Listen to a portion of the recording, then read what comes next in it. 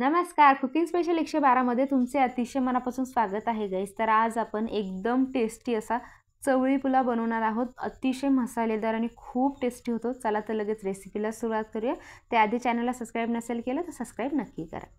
सगळ्यात आधी गाईस गॅसवरती आपल्याला कुकर ठेवायचा आहे। 2 ते 3 चमचे तेल टाकायचं आहे। 1 चमचा जिरे, 1 चमचा मोहरी आणि 1 मोठा चमचा आलं आणि लसणाची पेस्ट यामध्ये टाकायची। अर्धा मिनिट असं स्लो फ्लेमवरती फ्राय करायचं।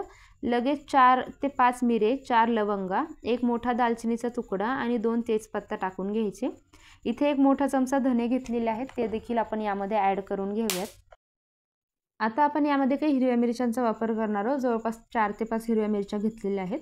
2 मोठ्या साईजचा कांदा मी इथे बारीक कट करून घेतला होता। आपल्याला या पद्धतीने हातावरती मॅश करून टाकायचा, म्हणजे याच्या ज्या पाकळ्या आहेत ते व्यवस्थित अशा मोकळ्या होतात।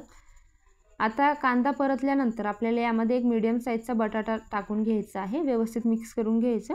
एखाद मिनिटभर परतलं की मग आपल्याला यामध्ये टोमॅटो ॲड करायचे आहेत। 3 साईजचे टोमॅटो मी इथे घेतलेले आहेत। 3 मीडियम साईजचे टोमॅटो घेतलेले आहेत, त्यांना कट करून घेतले आणि व्यवस्थित मिक्स करून याला देखील आपल्याला व्यवस्थित परतवून घ्यायचे। हे परतते तोपर्यंत आपण मसाला बनवून घेऊयात। जवळपास चवीनुसार आपल्याला लाल मिरची पावडर, अर्धा चमचा हळद आणि चवीनुसार मीठ टाकून यामध्ये थोडंसं पाणी ॲड करून याला व्यवस्थित असं मिक्स करून घ्यायचे। टोमॅटो परतला की थोडंसं हिंग टाकायचं आहे आणि थोड्याशा तेलामध्ये आपल्याला हा जो मसाला आहे तो ॲड करून याला व्यवस्थित असं मिक्स करून घ्यायचं आहे। आता आपण याला एखाद मिनिटभर परतूयात। त्यामध्ये मी गवारीच्या शेंगा देखील वापरलेल्या आहेत। थोड्याशा आवडीनुसार तुम्ही ते यूज करू शकता, नको असेल स्किप देखील केलं तरी देखील चालेल।